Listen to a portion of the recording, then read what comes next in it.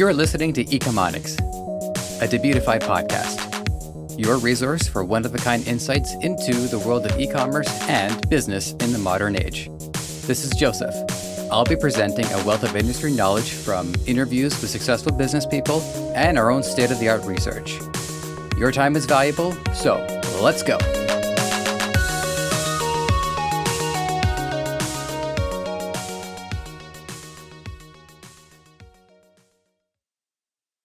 It's good to have you here. Today's plan is to talk about scaling. I'll begin with the definition. Scaling is a common dental... got that wrong. Here we go. Okay. Scaling, in the most simple of terms, is expanding the operation to facilitate growth. A company grows by offering new products and services, by revising their brand and mission statement. A company scales when those services are now accessible to a wider audience. Revenue and profits tie into both these terms, and generally it's something you want to see happen. A small, community-based business can see incredible growth. Maybe it gets a website that locals visit, or it ends up in the newspaper, or it sponsors a soccer team. When it decides to scale, this grassroots operation becomes a local business around the city by adding additional chains, or by having a storefront location as opposed to being a kiosk at the flea market. Don't knock it, it's happened. Now it's showing up in more newspapers, it's sponsoring a local show, its website is gaining more traffic. From there, a local business can become provincial or statewide. It can go from provincial to national, national to continental, continental to global. Now, instead of one website, it has a dozen for different languages. That one storefront location is now all over the world, and as such, proper scaling means there is a support network that is tasked with managing it. The actions of this support network, by the way, have an exponential effect on the operation. Where the owner at one point spends a day making decisions on how a store is run, the next, they're making decisions on how to run all 100 across the globe. The higher up in the hierarchy, the more impact each person's actions and decisions will have. What I described to you is a slight hypothetical, but it's based on events that have taken place thousands of times. I strongly recommend checking out our episode on the history of dropshipping to help get a clear grasp on the history, as without scaling, dropshipping doesn't occur. E-commerce, being a critical component of scaling and dropshipping, also has its own history. The first online transaction is reportedly am I reading that right? Yeah, I'm reading that right. A marijuana deal between students at Stanford and another at MIT. The first public transaction, because it wasn't going to be the weed that was public, online took place in 1992 over a Sting CD. As of this writing, we don't have a history of e-commerce episode, but there's plenty of fertile ground there. I want to study two major worldwide businesses operating at scale. One that was primarily based online, and the other in the physical world. So let's go physical first. I'm going to talk about McDonald's.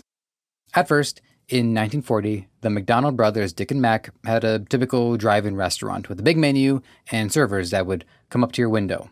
I assumed they were wearing rollerblades. I didn't quite see that part. If someone wants to let me know, I'm really curious. They redesigned their business in 1948 because they realized they could provide customers with even better value while also being a more efficient business. Their new restaurant was now a drive-up only, and their revamped menu had only 9 products for sale, most notably a 15-cent burger. To compare that to now, that would be $1.65. Incidentally, many small businesses today have begun their stories operating with a similar simplicity. I'm going to keep the rest of this brief because this kind of research makes me hungry. An agreement between their brothers and milkshake multi-mixer merchant Ray Kroc was made in 1955 to begin a nationwide expansion of the restaurant, followed by a corporate buyout in 1961. It earned the brothers, am I reading that right? Yep, $2.7 million, which now would be worth closer to $18 million. Here's a fun, interesting side point here is that their first worldwide ad campaign, the I'm Loving It campaign, wasn't launched until 2003. which means that this company's expansion was predicated on word of mouth, satisfied customers, and geographically based ads, and most importantly, an efficient business operation. The company is facing struggles in modern day between COVID, thousands of competing restaurants, Blue Apron, but they've managed to keep themselves relevant to the times with an expanded menu that's modified based on the culture, consumer transparency with their global Q&A campaign, and as of 2017, deliverability on Uber Eats, which I have yet to try, but the clock is ticking on that one. On the virtual side, though no less impactful on the physical world, we have Amazon. It doesn't get much bigger than Amazon, but something to keep in mind is they are a business platform. They do sell their own products, which is how they started, but they are a market as well as a store. Let's have a look at their history so we can understand how they scaled. Okay, so this is not the most relatable story by far, but it's important to know. Jeff Bezos was a Wall Street hedge fund executive, and he founded Amazon in 1994. And initially, it was a bookseller. It met with a great deal of skepticism and pushback. One point to consider is it wasn't profitable until 2001. Bezos understood intuitively that as the internet was fast growing, his business needed to grow as well. By 1997, Amazon had 1 million customer accounts. Amazon went public in May of that year and raised $54 million on the NASDAQ market. One point Jeff Bezos made early on is that Amazon's job was to resolve issues with the online marketplace and make it easier for customers and merchants alike. They could test their own theory by also selling products. Amazon later implemented the Associates program. By 1999, had 350, there's a lot of stuff here, I cannot believe I'm reading, had 350,000 other merchants selling alongside them. In 2002, they launched AWS, a service I've been using personally, which allowed businesses and individuals to rent out storage space. I'm a podcast producer by trade. It's how I made my way here.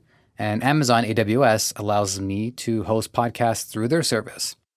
If not for them, I would need to find another hosting service or attempt to host it myself, which is not economical whatsoever, as my expenses would grow and my profits would shrink dramatically. What both these companies have in common are an efficient foundation, a vision for growth by their founders, and products and services that, while needing to adjust with the times, will largely remain in demand.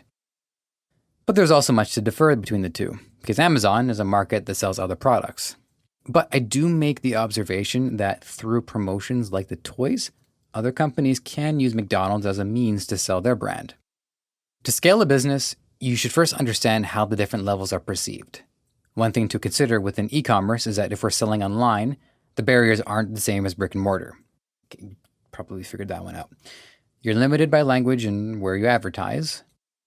Forbes puts the 3 levels of scale from 0 to 100K, your foundational stage, 100K to 500K, your momentum stage, and 500K to a million, your preparing for future challenges stage, which I refer to as your frontier stage.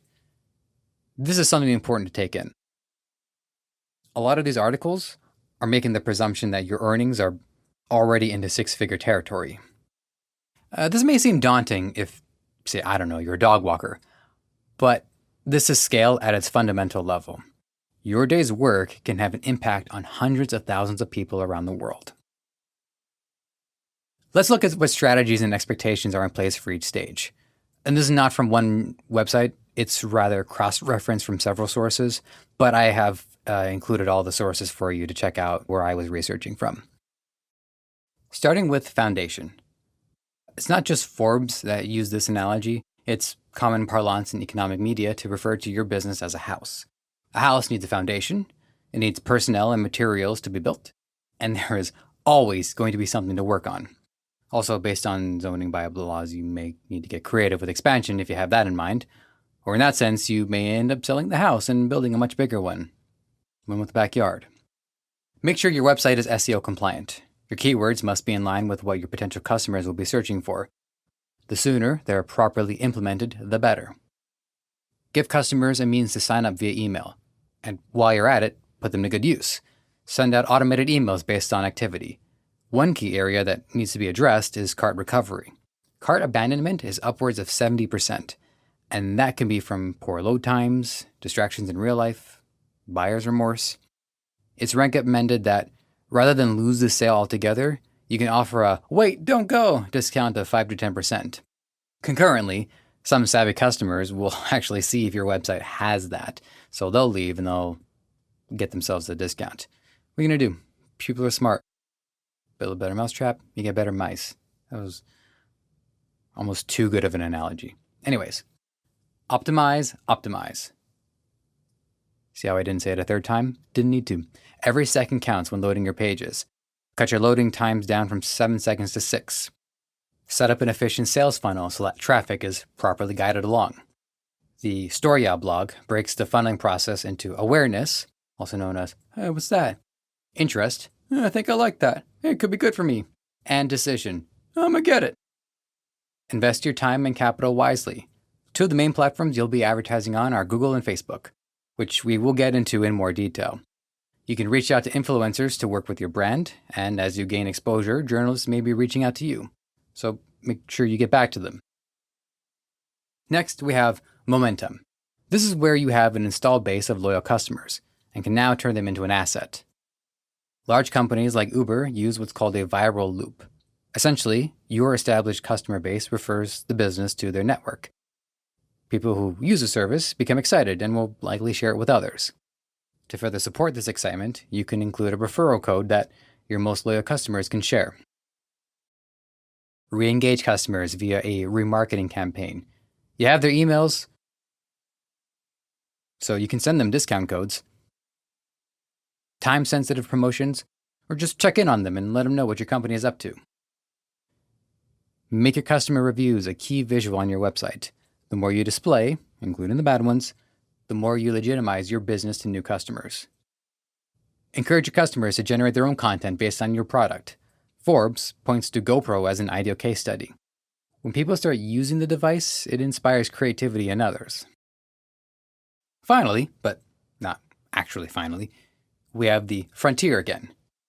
That's what I'm calling it, by the way, just so you know. That is not official vernacular, but I don't know, I think it works. This is where it's recommended to evaluate the staff you have, if you have any, and if not, to begin thoroughly assessing what staff needs you have and how to meet them.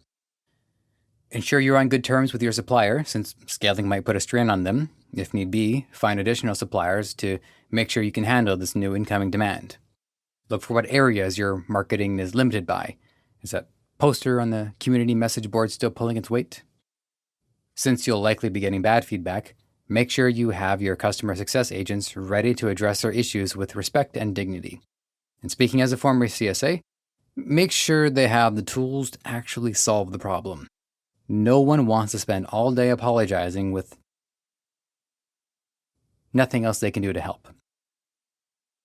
Quite a lot to consider, but that is not everything. How much of the business are you doing by yourself? If you're spending time packing, mailing, shipping, apologizing, responding to requests, that's not you operating at your highest potential. As the operator of the business, your daily energy needs to be used in proportion to the business's success. If you spend an hour packing slips, you could affect 20 to 30 sales. But if you spend that same hour on a marketing campaign, you could reach an additional, 10,000 customers. You will almost certainly need to outsource. Are you going international? If you're selling primarily to an English-speaking audience, you have the Big Five: US, Canada, Australia, UK, and New Zealand.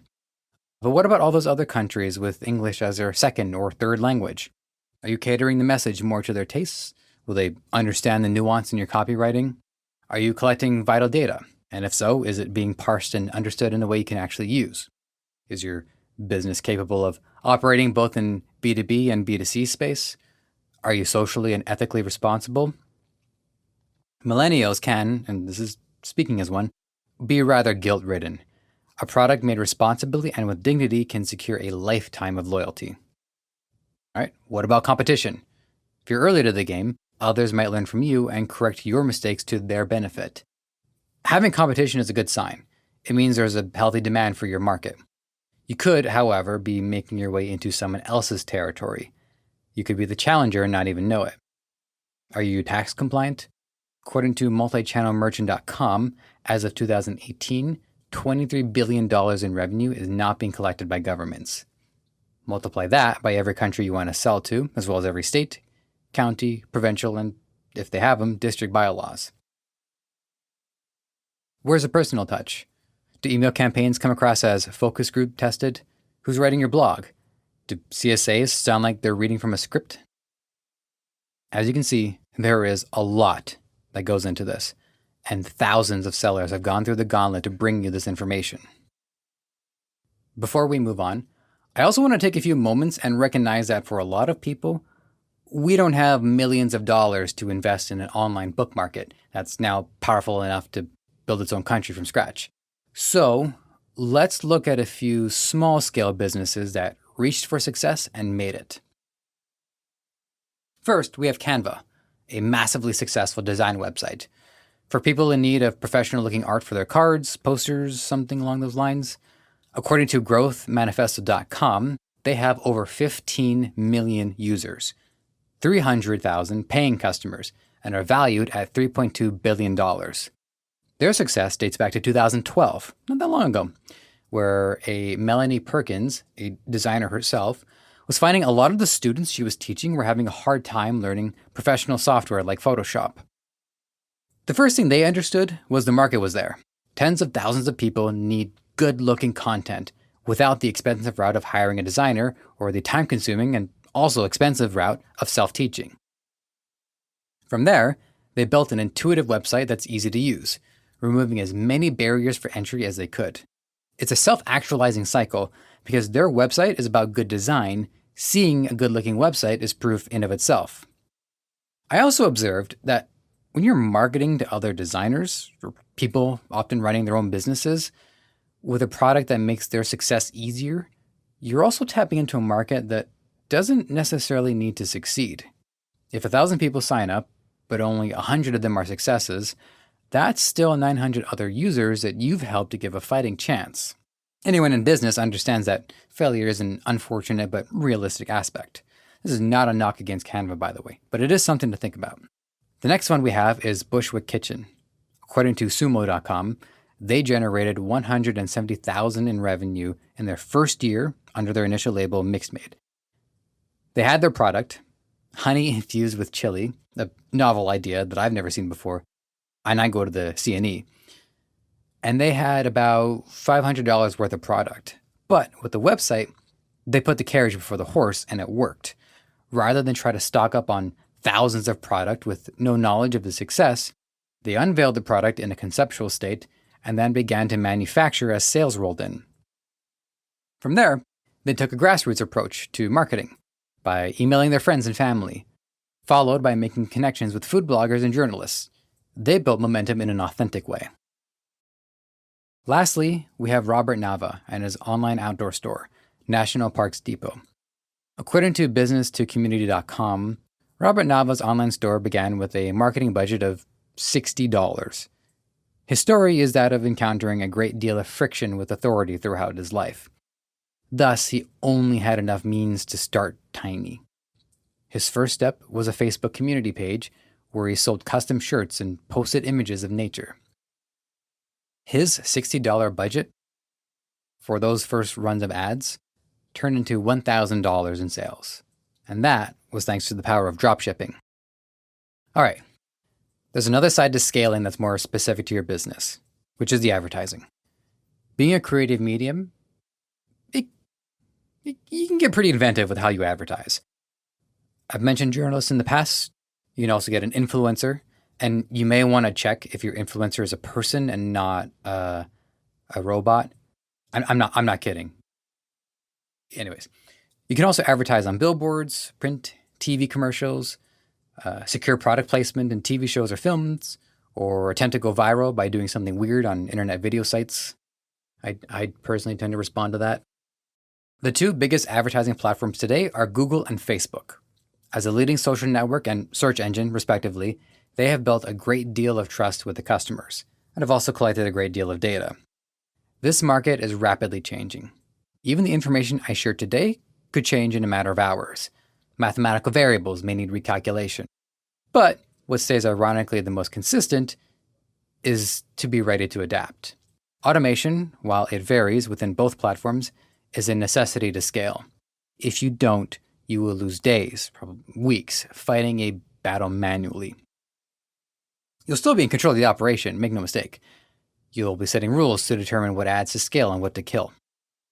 All right, so let's talk about Facebook. There are over 5 million advertisers on the platform as of January 2020. So you can expect to scale if you want to compete. We've talked about how they're set up elsewhere, but I'll run through it again here for the sake of it. Facebook ads are the active creative that customers will see. The ads are grouped into ad sets that have a commonality, such as a demographic or gender. And these ad sets are collected into a campaign. The metrics that you can, and should, be effectively tracking through Facebook are performance, engagement, videos, website, apps, events, clicks, and settings. As for scaling, these are some of the methods that sellers consider when scaling. Increase your budget. You can simply dump more money into your budget, but that doesn't automatically equate success. What you need to look for is a low frequency score, meaning an ad hasn't been shown to the same customer repeatedly. That way, the money you spend will be less likely to reach the same customers you did before. It's recommended to increase your budget slowly as well, in increments of 20%. You can, and are suggested to, save time by automating the process to a fine detail, such as if an ad is underperforming, you can gradually lower the budget before killing it. Next, use ad targeting to determine who sees the ads. Facebook ads allow you to use keywords to find audiences similar to yours already. Using lookalike audiences, LLA, you can take the information you learn from your current customers and reach out to users with similarities. This will allow you to expand your customer base with a lot less guessing. Next, use audience insights, a massive collection of data Facebook has accumulated over its lifespan. Facebook can tell you what interest customers you've marketed to in the past may also have. So for instance, customers who are big into movies might also be big into TV shows. If they're big into cats, you might find they're also adversely not into dogs. And finally, improve creatives. You can get the math and the function side down, but what about the ad itself? You'll be able to test different combinations of copy with images to see what ones are winners and which ones aren't. You're also expected to keep things from getting stale by changing the copy or images, or by trying different methods such as a carousel. All right, and now we got Google. So the first thing I want you to know about Google ads is they start strong. It is tricky to know if an ad will be a winner before releasing because knowing for sure takes testing and a lot changes in a very short amount of time, but you can learn a lot from research. It's been reported that Google, having collected troves of data, will be showing your ad to your most likely customers first and then working their way down.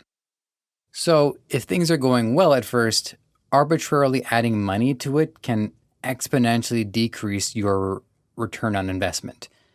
Since they aren't going to keep showing the same ad to the same people, and the new people are not as likely to convert. This can be addressed with a strong remarketing campaign. While Facebook ads are levied on Facebook, Google also has GDN, the Google Display Network, which allows ads to appear on other enabled websites.